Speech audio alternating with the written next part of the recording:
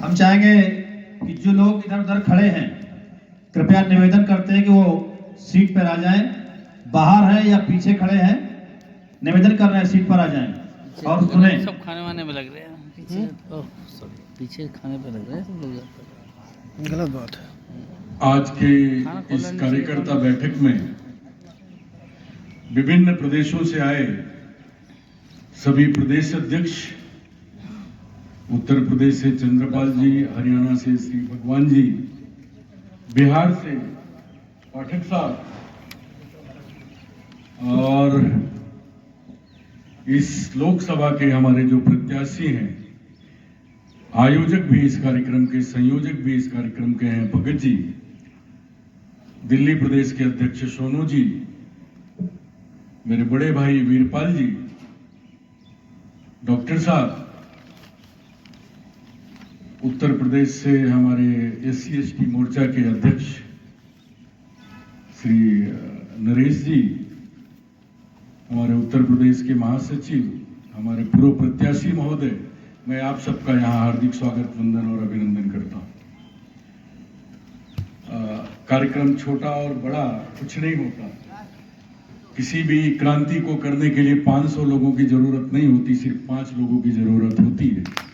और मैं समझता हूं कि यहाँ उससे 20 गुना लोग बैठे हैं तो क्रांति तो अवश्य होगी और 2024 में ही होगी, ये आज मैं आप सबको वादा करता हूं, विश्वास दिलाता हूं। 2024 में भारत के लोकतंत्र में एक ऐतिहासिक कारनामा होगा जब मेरा, आपका, हम सबका दुलारा इस संसद में ताज पहनकर बैठेगा। उसकी तैयारी हम सब महाराष्ट्र से कर रहे हैं और आज ये कार्यकर्ता सम्मेलन लेने का एक मसला है, एक कारण है। वैसे मैं गुजारिश करूंगा, मुझे यहाँ बुलाया गया था कार्यकर्ता बैठक के लिए, मुझे ये कहा गया था कि वहां सारे कार्यकर्ता आएंगे और हमें ट्रेनिंग देनी है, तो मेरे संबोधन में 2 पार्ट होगा। मैं मजबूर हूं, पहले पार्ट की आप रिकॉर्डिंग करें, बेहतर अच्छे से रिकॉर्डिंग करें और वायरल करें, लेकिन जो दूसरा पार्ट होगा मैं गुजारिश करूंगा कि उसको रिकॉर्डिंग और वायरल से ना जोड़ें। वो मेरे पार्टी का, मेरे दल का अपना व्यक्तिगत विचार है, कृपया उसका रिकॉर्डिंग ना करें। दोस्तों, अभी यहाँ भाषण कुछ लोग दे रहे थे,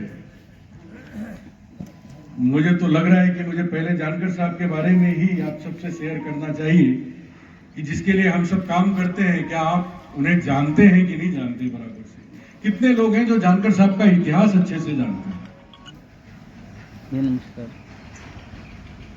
बढ़िया, कोई बात नहीं। देखिए, मैं उस इतिहास से ही अपने आप को करेक्ट करूंगा। पहले सर्वप्रथम यहाँ पे जितने भी हमारे महापुरुष हैं, स्वामी विवेकानंद, महात्मा फुले, बाबा साहब अम्बेडकर, अहिल्या देवी, महारानी अहिल्या देवी होलकर, दीना बाबा जी, बाबा साहब अम्बेडकर और मेरे नेता, मेरे आदर्श, मेरे गुरु, मेरे पिता तुल्य महादेव जानकर के गुरु श्री काशीराम जी, मान्यवर साहब की यहाँ तस्वीर लगी है। मेरी आंखों में बार बार वो देखकर आंसू आ रहा है, क्योंकि एक फोटो मैं कभी देखता था और आज फिर मैं इस सभा में मैं वो फोटो देख रहा हूँ। दोस्तों, इन सबको मैं नमन करता हूँ, मंच को प्रणाम करता हूँ, यहाँ मातृशक्ति उपस्थित है उन्हें प्रणाम करता हूँ और यहाँ जितने भी लोग उपस्थित हैं, पत्रकार, मीडिया बंधु लोग हैं, आप सबको भी मैं नमस्कार करता हूँ। दोस्तों, 1968 में एक 19 अप्रैल को एक कृषक परिवार में, एक चरवाहे के घर में एक बच्चे का जन्म होता है। आपको जान के ताज्जुब होगा और मुझे फक्र है, जब भारत सोने की चिड़िया कहा जाता था तो भारत चरवाहों का देश था, भारत पशुपालकों का देश था। उस जमाने में भारत सोने की चिड़िया कहा जाता था और मेरे नेता का जन्म पशुपालन करते हुए जंगलों में हुआ है, किसी घर में नहीं हुआ है।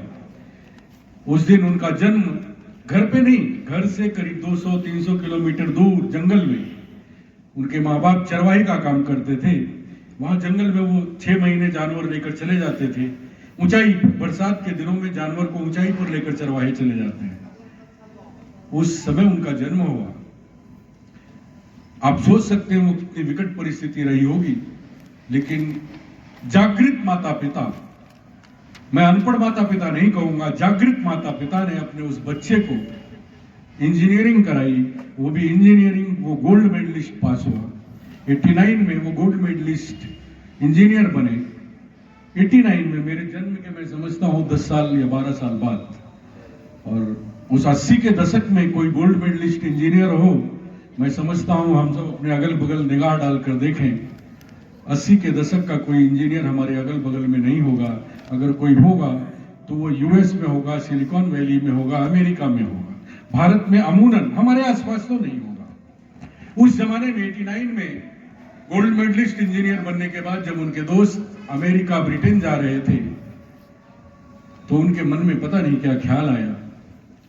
उन्होंने कहा कि मैं नौकरी लेने वाला नहीं बनूंगा, मैं नौकरी देने वाला बनना चाहता हूं। वो अपने माँ बाप के पास गए, उन्होंने कहा कि आज के बाद मैं घर नहीं आऊंगा, मैं आपसे कोई वास्ता नहीं रखना चाहता।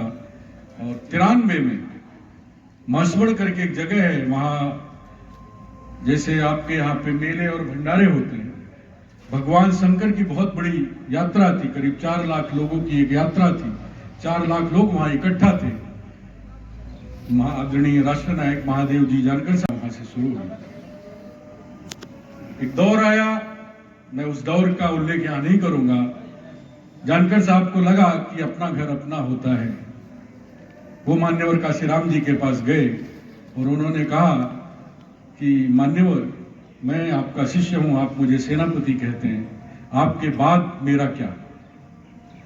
मान्यवर दूरदृष्टा थे, मैं इसको मतलब दिल खोल कर स्वीकार करता हूं कि मान्यवर जैसा नेता ना इस देश में हुआ, ना भूतो ना भविष्य, ना भूतकाल में कभी हुआ है, ना भविष्य में कभी होगा। मान्यवर काशीराम ने कहा, चल मेरे साथ, तू भी एक पार्टी बना ले, महाराष्ट्र में इक्वेशन अच्छा है, तू वहां से सत्ता की आवाज दे, मैं उत्तर भारत से देता हूं, हम दोनों मिलकर इस देश पर कब्जा करेंगे। जानकर साहब को पार्टी बनाने के लिए प्रोत्साहित करके, मार्गदर्शन देकर, सहयोग देने का काम मान्यवर काशीराम जी ने किया। जानकर साहब ने 2003 में 29 अगस्त 2003 को पुण्य श्लोक अहिल्या देवी होलकर, जिन्हें भारत की आदर्श शासिका माना जाता है, उनके जन्म स्थान पर राष्ट्रीय समाज पक्ष पार्टी की स्थापना की घोषणा की। 2003 से वो एक शुरुआत है। मुझे आज ये बताने में फक्र है कि जब मैं आज आपसे बात कर रहा हूँ तो मेरी पार्टी से 2 कैबिनेट, एक कैबिनेट और 1 राज्य मंत्री बनाने के बाद मैं आपसे बात कर रहा हूँ। अगर मैं आज आपके समक्ष खड़ा हूँ और मैं आपसे बात कर रहा हूँ, वो त्याग, सिर्फ उस त्याग के कारण, उसके पास कुछ नहीं है, उस नेता के पास अगर कुछ है तो विचारधारा है, त्याग है, समर्पण है, संघर्ष है। उसकी बदौलत आज तक वो महाराष्ट्र के विधानसभा में 4 विधायक बना चुका है, अपने झंडे पर अपना फोटो लगा। 98 जिला पंचायत सदस्य बना चुका है, 3 जिला पंचायत अध्यक्ष आज रनिंग है उसके। महाराष्ट्र छोड़िए, जिसकी सत्ता की आप हमेशा बात करते हैं, जिसकी स्थापना आज से 100 साल पहले हुई थी, 1924 में राष्ट्रीय स्वयंसेवक संघ, जिसकी आज सत्ता है। 100 साल मेहनत की है उन्होंने, त्याग किया है उन्होंने, तपस्या की है उन्होंने। उन्हें गाली देकर हमारा आपका राज नहीं आएगा, उनकी अच्छाइयों को सीखकर हमारा और आपका राज आ सकता है। उनकी प्रयोगशाला गुजरात में, मुझे ये बताने में फक्र है कि 2 महानगर पालिका में हम लीडर ऑफ अपोजिशन हैं, राष्ट्रीय समाज पार्टी के झंडे के नीचे, करजन और पादरा महानगर पालिका में। उनके 18 कारपोरेटर हैं तो हमारे 11 हैं, हम लीडर ऑफ अपोजिशन हैं। गुजरात जैसी जगह पे 28 हमारे नगर सेवक हैं। आसाम में अजय प्रजापति हमारा 1 जिला परिषद सदस्य है। बेंगलोर में हमारा 1 कारपोरेटर है। पिछला उत्तर प्रदेश का चुनाव हमने बहुत अच्छे से लड़ा, उसको देखते हुए 4 राज्यों ने हमें स्थानीय चुनाव लड़ने की मान्यता प्रदान की। उत्तर प्रदेश, महाराष्ट्र, गुजरात और कर्नाटक, इन 4 राज्यों में जो ग्राम स्वराज के चुनाव होते हैं स्थानिक, उसको लड़ने के लिए हमें बाकायदा मान्यता दी गई है। दोस्तों, मैं आपसे ये इसलिए बता रहा हूं कि आपको कभी आप अंधेरे में ना रहें कि इस पार्टी में आने के बाद बहुत कुछ मिलता है अगर आप लेना चाहें तो। मैंने जैसे कहा, क्रांति करने के लिए सिर्फ 5 लोगों की जरूरत होती है, तो दिल्ली है। अभी पाठक जी कह रहे थे कि यहाँ लोग बिहार के हैं। पाठक जी, आपकी जानकारी के लिए बता दूं, अगर वास्तविकता में आप देखेंगे तो दिल्ली का अपना मिट्टी के अलावा कुछ है भी नहीं। लोग उत्तर प्रदेश, बिहार, महाराष्ट्र, गुजरात, भारत के 28 राज्यों के लोग दिल्ली में हैं। दिल्ली को बिजली कौन देता है? उत्तर प्रदेश। पानी कौन देता है? हरियाणा। राजस्थान में गर्मी बढ़े तो दिल्ली की गर्मी बढ़ जाती है, कश्मीर में बर्फ पड़े तो दिल्ली की ठंडी बढ़ जाती है। दिल्ली का है क्या? दिल्ली का है क्या? दिल्ली के पास सत्ता है, पावर है, संसद है। ये दिल्ली की अपनी कमाई है, इसलिए दिल्ली का राज है। दिल्ली पर अगर हमको और आपको कब्जा करना है, इस भारत पर अगर आपको आपका राज लाना है, आपका राज क्यों लाना है ये आपको पता होना चाहिए। हमारा राज किसी से कटुता, वैमनस्य के लिए नहीं है।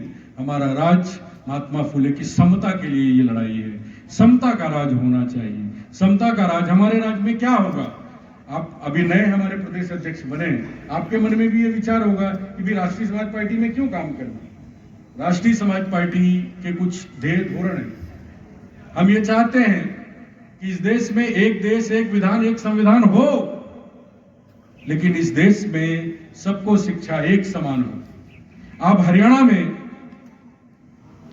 हरियाणा राज्य का आप एजुकेशनल बोर्ड की पढ़ाई पढ़ाते हैं, दिल्ली में सीबीएसई पढ़ाते हैं, महाराष्ट्र में आप महाराष्ट्र राज्य एजुकेशन बोर्ड की पढ़ाई पढ़ाते हैं। मुझे आपको ये बताते हुए फक्र हो रहा है, मुझे दुख हो रहा है। पिछले साल नीट का रिजल्ट आया, मेरी बेटी नीट एग्जाम में बैठी थी, पहला ही साल था उसका 12वीं पास करने के साथ ही मैंने अपीयरिंग में उसको डाला था। मुझे ये देखकर बड़ा ताज्जुब हुआ कि हम एक ऐसे देश में रहते हैं जहां 75 साल हो गए, लेकिन अमीर के बेटे को अमीर की शिक्षा है, गरीब के बेटे को गरीब की शिक्षा है। ये असमानता क्यों? और ये असमानता कोई प्राइवेट लोग नहीं कर रहे हैं। आपको जान के ताज्जुब होगा, ये असमानताओं की पोषक हमारी सरकारें हैं। नीट का जो पेपर बनता है वो सीबीएसई बोर्ड के पैटर्न पे बनता है, पता है कि नहीं आप सबको? नीट एग्जाम, जो जेईई और नीट के पेपर बनते हैं वो सीबीएसई के पैटर्न पे बनते हैं, और उसका जो सक्सेस रेट है 78% है। अगर सीबीएसई में पढ़े हुए 100 बच्चों ने परीक्षा दी तो पिछले साल 78 बच्चे सक्सेस हुए थे। 78% स्ट्राइक रेट है। मैं जिस राज्य से आता हूं, महाराष्ट्र, वो भारत का पुरोगामी राज्य है। महाराष्ट्र ने इस देश को साहू फुले अंबेडकर, वीर सावरकर जैसे देशभक्त दिए, विचार दिया, संविधान दिया इस देश को, उस महाराष्ट्र ने। उसका स्ट्राइक रेट कितना है पता है आपको? महाराष्ट्र शिक्षण सम्राट मराठा है वहां, सत्ता सम्राट मराठा है वहां, शक्कर सम्राट वहां मराठा है, सब मराठा है। फिर भी आरक्षण की बात चल रही है और जानकर साहब उसका समर्थन भी कर रहे हैं। जानकर साहब कहते हैं कि मराठा को आरक्षण मिलना चाहिए, लेकिन किसी के अधिकार को धक्का लग के नहीं, किसी का निकाल के नहीं देना, उसको अलग से दो। कारण यह है कि 100-125 लोग महाराष्ट्र में, 125 परिवार हैं। सिर्फ बीजेपी की सत्ता आएगी तो उनका फूफा मंत्री होगा, कांग्रेस की सत्ता आएगी तो उसका मामा मंत्री होगा। वो 125 लोग ही हैं। हाँ, फूफा और मामा ये बदल जाते हैं, लेकिन होगा वही, होंगे जय भगवानी, लेकिन एक बार इनके मामा होंगे, एक बार इनके फूफा होंगे। तो सत्ता तो इन्हीं की है ना, और आरक्षण भी यही मांग रहे हैं। ताज्जुब है ये, क्योंकि ये 150 लोगों ने, ये अपने समाज के नहीं हुए तो हमारे आपके क्या होंगे? अगर ये 150 लोगों ने चाहा होता तो आज मराठाओं को आरक्षण मांगने की जरूरत पड़ती क्या? लेकिन वो मांग रहे हैं, और जब मिल रहा था उसमें भी बड़ा कॉन्ट्राडिक्शन है। भारत में आरक्षण देने वाले छत्रपति साहू जी महाराज, करेक्ट है ना सर? साहू जी महाराज ने इस देश को आरक्षण दिया, और ये मराठा जितने भी हैं ये सब उन्हीं के वंशज हैं जो आरक्षण मांग रहे हैं। तो मुझे काशीराम जी की एक बात बड़ी अच्छी लगती है। उन्होंने कहा था कि 1902 में आरक्षण, 1802 में आरक्षण, 1902 में साहू जी महाराज ने लागू किया था और 2002 में आरक्षण खत्म कर देना चाहिए। काशीराम जी हमेशा इस बात को कहा करते थे। मुझे पता है, मुझे समझ में आ रहा है, काशीराम जी को पता था कि 2000 के बाद ये देने वाले ही मांगने लगेंगे, इसलिए इसको 2002 में ही खत्म कर दो।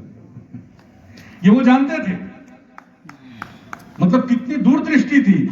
उन्होंने कहा कि साहू जी महाराज ने 1902 में दिया है, हमको 100 साल बाद इस आरक्षण को खत्म करना है। आरक्षण देने वाला, मांगने वाला समाज मुझे नहीं बनाना है, मुझे आरक्षण देने वाला समाज बनाना है।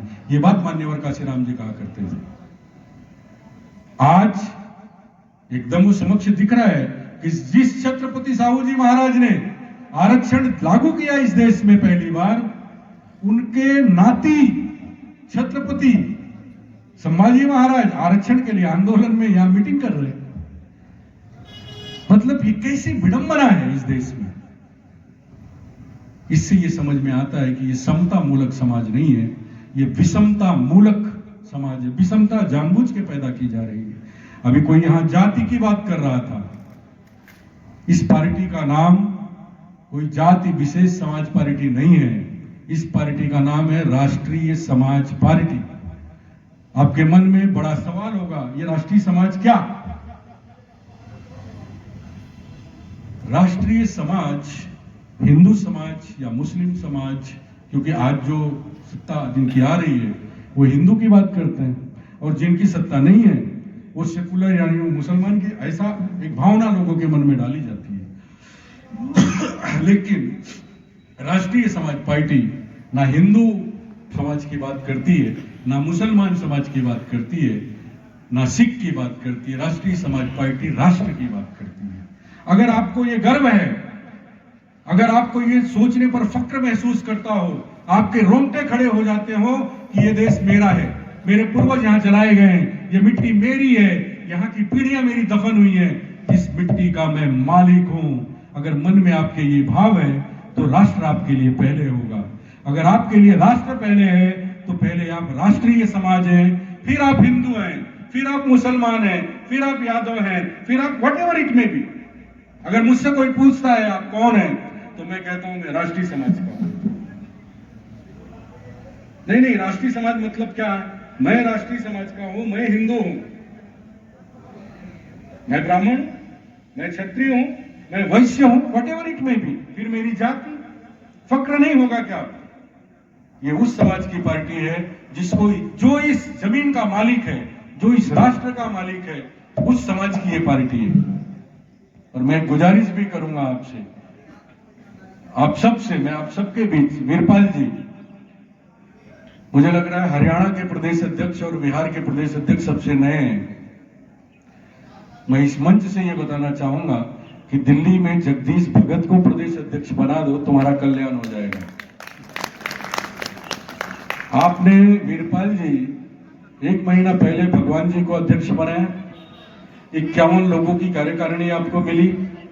गोपाल पाठक जी यहां बैठे हैं, 3 महीना पहले अध्यक्ष हुए, 51 लोगों की उनकी कार्यकारिणी मिल गई। जो यहां पुराने हैं